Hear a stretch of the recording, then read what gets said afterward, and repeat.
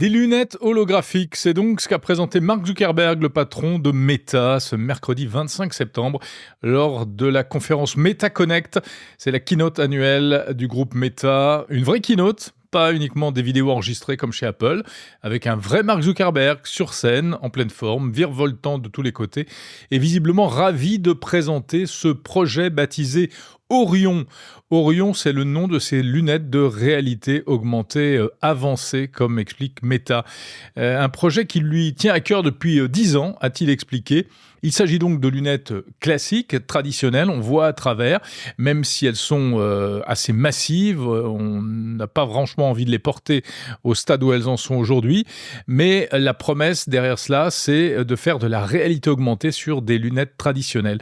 Donc, on pourra projeter devant soi toutes sortes d'informations, par exemple pour faire du guidage GPS ou bien des informations pratiques, enfin des choses qu'on voit déjà dans les casques de réalité augmentée, qu'on a déjà vu aussi sur des prototypes, notamment de marques chinoises. Je pense à TCL qui a déjà sorti des modèles de lunettes connectées à réalité augmentée assez intéressantes. Et là, la promesse, c'est d'aller encore plus loin avec des écrans micro OLED, haute résolution 4K, un sur chaque œil, une caméra pour l'extérieur et des capteurs de profondeur pour la perception de l'environnement, et puis une caméra intérieure à l'intérieur des lunettes pour le suivi des regards.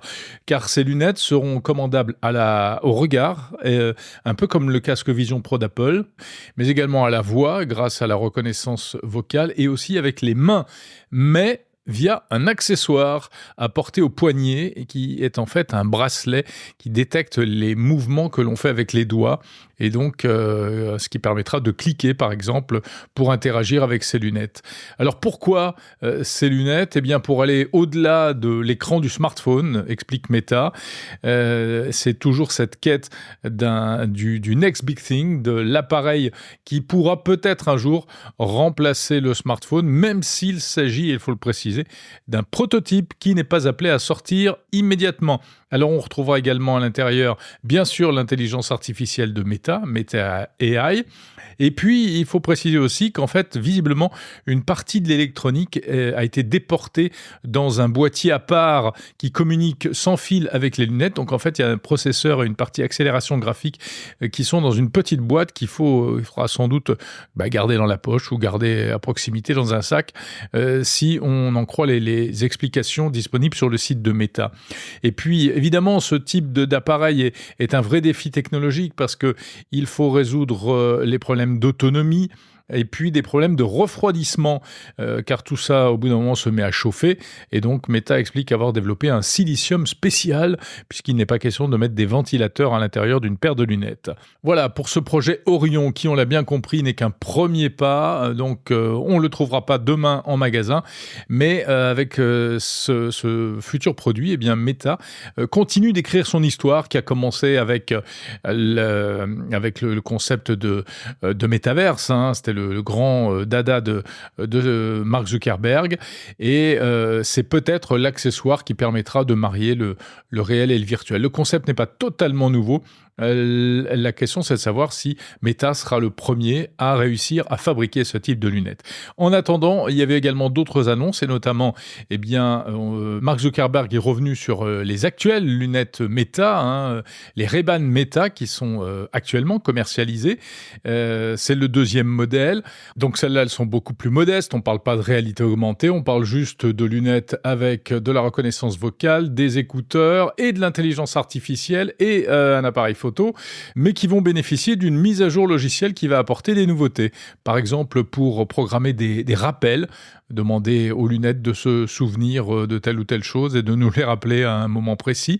La possibilité de scanner des QR codes directement avec ces lunettes ou des numéros de téléphone. Et puis un système de traduction en direct dont la démonstration a été faite qui était plutôt prometteur, qui permet de jongler entre l'anglais, le français, l'italien et l'espagnol. Et tout cela avec une vitesse visiblement de traduction assez impressionnante. Évidemment, il faut que les deux personnes qui se parlent soient équipées toutes les deux de lunettes Meta, hein, si elles veulent réellement se comprendre.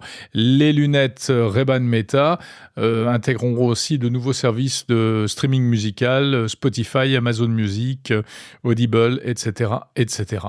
Voilà, ce n'est pas tout, puisque Mark Zuckerberg a également présenté un nouveau casque de réalité virtuelle. C'est le MetaQuest 3S.